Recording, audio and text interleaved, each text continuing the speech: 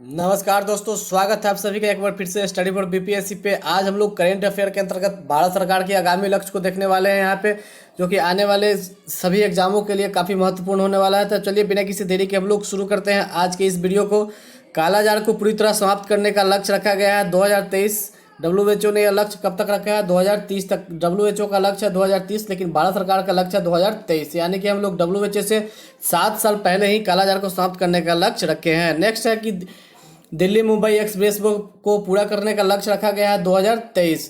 उसके बाद है उर्वरक क्षेत्र में आत्मनिर्भर बनने का लक्ष्य कब तक रखा गया है? यह भी रखा गया है 2023 तक कि हम लोग उर्वरक क्षेत्र में आत्मनिर्भर बन जाएंगे। नेक्स्ट है ब्रॉडगेज रूट को 100% विद्युतीकरण करने का लक्ष्य रखा गया है 2023।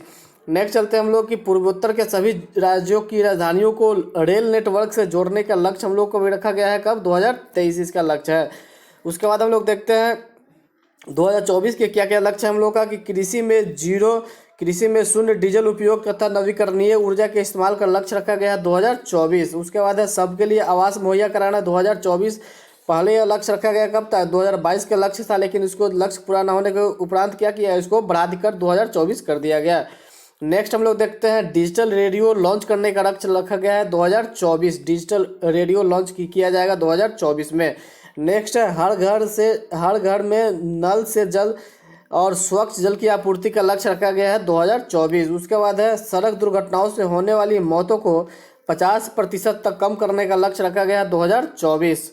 नेक्स्ट है पॉइंट यहाँ पर कि भारतीय अर्थव्यवस्था को $5 ट्रिलियन की इकोनॉमी बनाने का लक्ष्य रखा गया है 2024-25। 2024-25 तक भारत की अर्थव्यवस्था को $5 ट्रिलियन की इकोनॉमी बना दिया जाएगा, ऐसा लक्ष्य है। नेक्स्ट है हम लोग का कि भारतीय अर्थव्यवस्था को $1 ट्रिलियन डिजिटल इकोनॉमी बनाने का लक्ष्य रखा गया है 2025। यहाँ पे $1 ट्रिलियन डिजिटल इकोनॉमी, ठीक है, तो यहाँ पे आप कंफ्यूज नहीं होना है। उसके बाद चलते हैं हम लोग सभी नेक्स्ट है यहाँ पे कि सभी गाँवों में ऑप्टिकल फाइबर बिछाने का लक्ष्य रखा गया है 2025। भारत को टीबी मुक्त बनाने का लक्ष्य रखा गया है 2025। पेट्रोल में इथेनॉल को 20% तक मिश्रित करने का लक्ष्य रखा गया है 2025।